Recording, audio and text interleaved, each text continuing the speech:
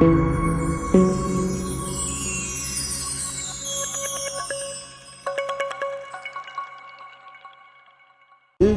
avons intégré que le diable est noir, que Dieu est blanc, le teint clair est meilleur, que nos religions étaient profanes et la manifestation du diable et qu'il fallait s'en éloigner.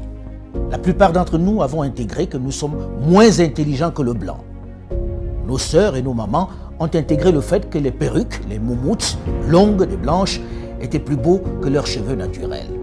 Il est venu le moment de sortir de cet obscurantisme. Il est venu le moment pour une jeunesse désormais bien formée et ouverte sur le monde d'élaborer le narratif des Africains, de raconter notre histoire, de magnifier nos valeurs, de vulgariser notre savoir, notre conception de la vie. Bref, de récupérer la parole qui nous a été arrachée et de parler de nous, sans complexe, avec fierté.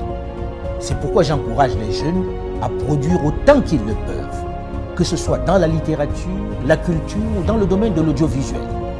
Les programmes sur nos médias doivent ressembler à nous. Ils doivent refléter nos réalités. Nos feuilletons, nos films, nos jeux doivent ressembler à nous. Fini le mimétisme. Dans le même temps, mon travail à l'international m'a permis au fil de toutes ces années de me rendre à l'évidence à quel point notre continent, pourtant si riche en ressources humaines et minières, souffre d'un mal chronique, l'absence de leadership de qualité qui puisse impulser le développement. Pendant longtemps, les diplômés, les cadres se sont trop contentés de gagner leur vie dans de grosses structures, abandonnant trop souvent à des aventuriers, des voyous de tout poil la gestion de notre bien commun. Des politiques sans vergogne qui se sont enrichis, plongeant nos pays dans l'abîme et le chaos. Il devient urgent pour cette jeunesse bien formée, avec de vrais rêves et de réels potentiels, de s'engager en politique pour donner un cap à nos territoires. C'est eux qui doivent mettre un terme à cette pandémie qui fait plus de victimes que le paludisme, Ebola et le Covid-19. Il faut s'engager en masse en politique et travailler à changer les paradigmes.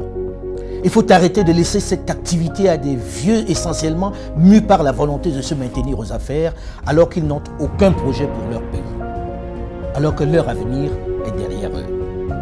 Une chose est certaine, et c'est triste de le dire, ma génération et celle de mes aînés ont échoué à développer l'Afrique.